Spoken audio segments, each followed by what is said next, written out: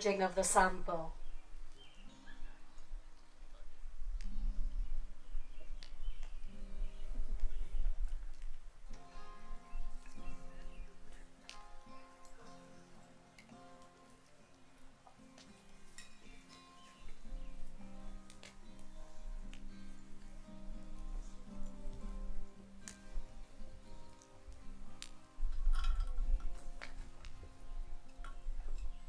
When the blacksmith Ilmarinen first traveled to Pohjola, the Northland, to the gloomy Arctic Sea, to the man-eating village, the village that drowns heroes, the wind carried him, Ahava, the storm wind, gusting over moon and under sun, over the back of the great bear, over the forests and the marshlands.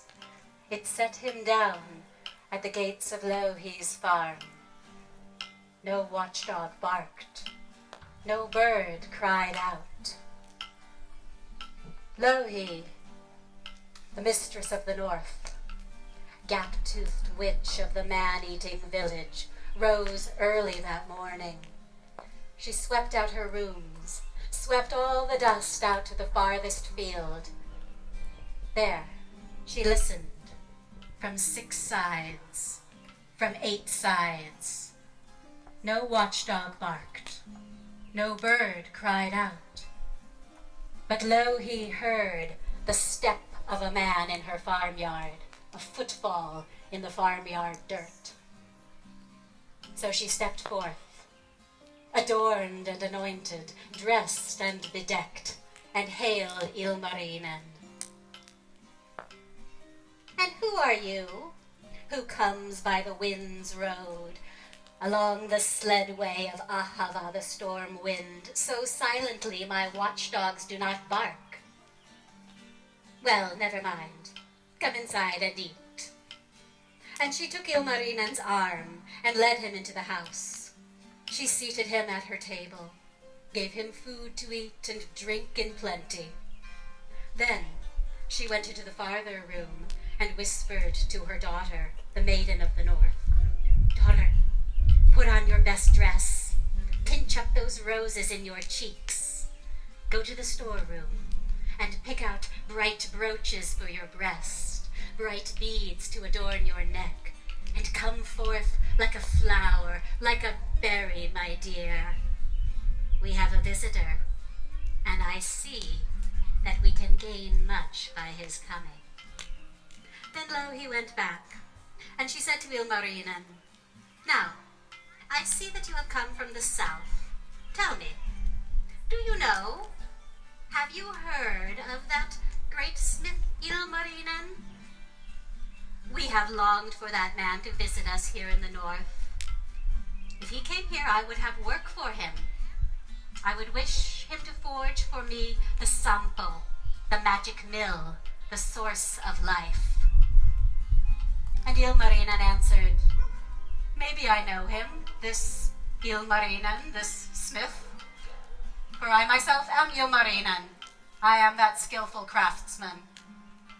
Just then, the maiden of the north came tripping in from the farmyard. Her eyes bright, her cheeks blushing, gold on her breast, silver at her neck, flowers in her hair. Louhi turned to Ilmarinen. Oh, great smith Ilmarinen, so it is you. If you can forge for me the Sampo, shape its lid inscribed with life runes, from the tip of a swan's feather, from the milk of a barren cow, from a single grain of barley and a curl of summer lamb's wool. Perhaps you would like this girl for your reward, my lovely daughter to be your wife. Maybe, said Ilmarinen. Maybe I can forge the Sampo, shape its lid inscribed with life runes, from the tip of a swan's feather, from the milk of a barren cow, from a single grain of barley and a curl of summer lamb's wool. Since it was I who forged the arch of the sky, hammered out the heavens when the world was new made. The thought of the Sampo caught the smith, entranced him as much as the bright eyes and blushing cheeks of the maiden. To forge something never before seen or made, the magic mill, the source of life, its bright lid spinning on its post as the sky spins around the axis of the world tree. This would be a true test of his skill. This would be a task worthy of the Sky Forger. Ilmarinen set to work. He searched for a place to build his smithy, a place to plant his bellows. He searched one day, and another day. Then on the third day he came upon a rich rock, a sacred boulder marked with signs. There he stopped. There he built his fire.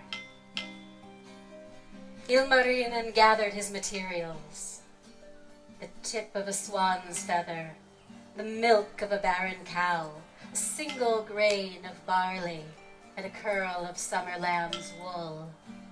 He pushed them down deep into his forge. The workmen of North Farm tended the fire.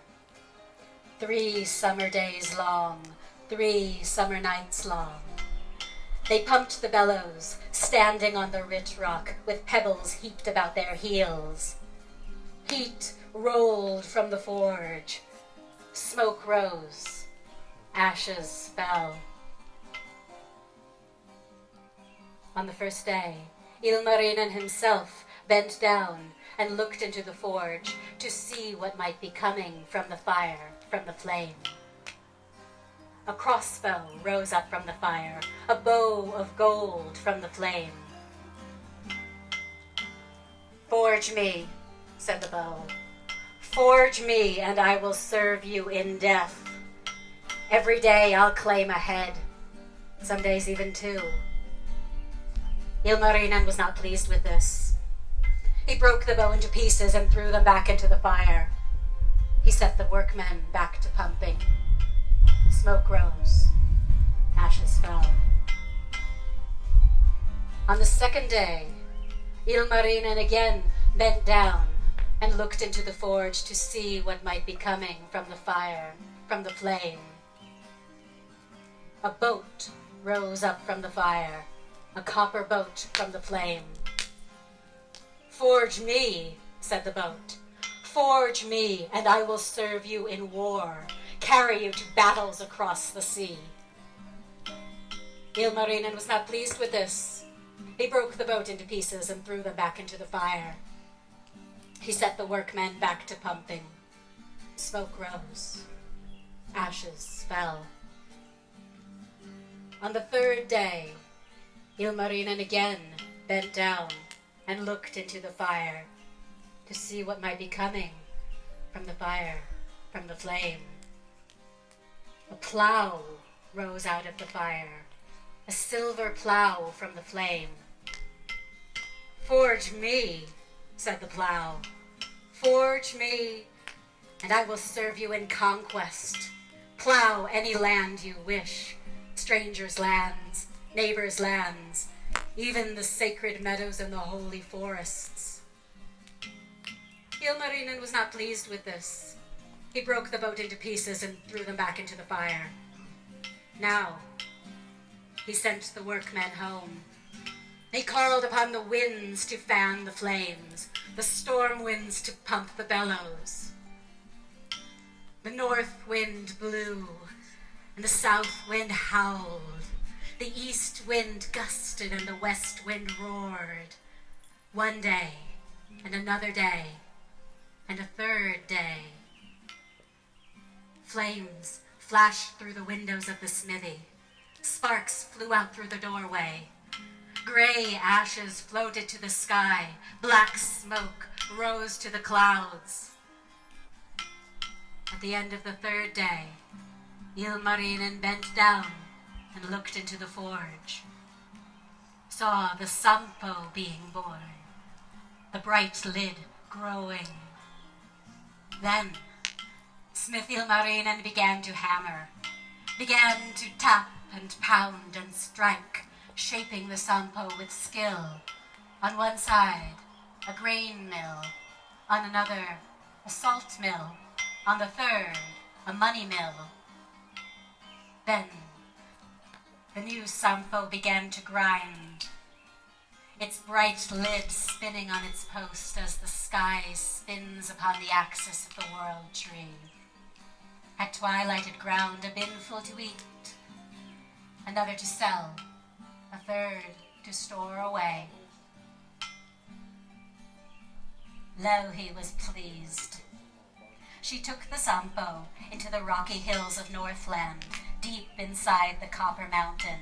She locked it behind 9 locks. There, it struck its roots down 9 fathoms. 1 root in Mother Earth, 1 beneath the sea, the 3rd in the mountains. Then Ilmarinen went to look for the Maiden of the North, found her at the farmhouse with her mother.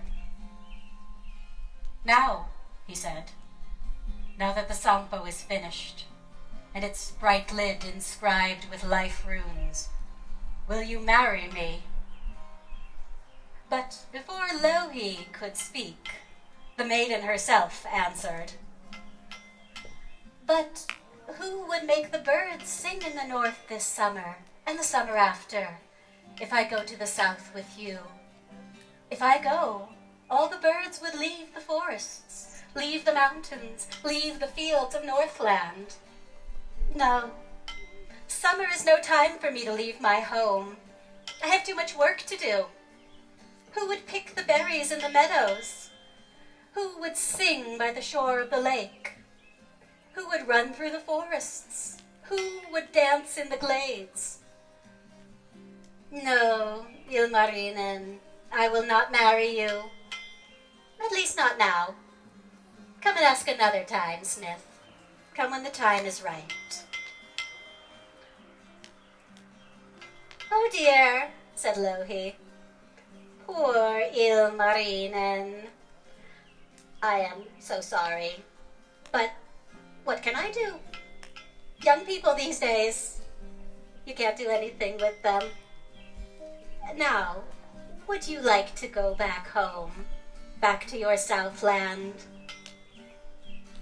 And she gave him food and drink, a boat with a copper oar, and a fair wind to blow him home. And Ilmarinen sailed home alone across the gloomy Arctic Sea. And in the wild places of the Northland, the maiden danced in her grove. And in the storeroom at North Farm, Louhi counted up her bins full of flour, salt, and gold. And deep inside the Copper Mountain, the Sampo's bright lid spun on, and its roots grew down and down and down and down.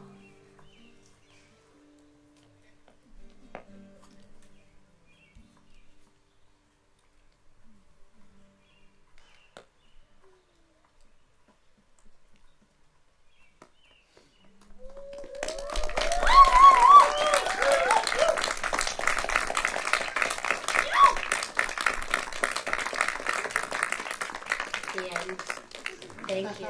We are Kertoa Kalevala.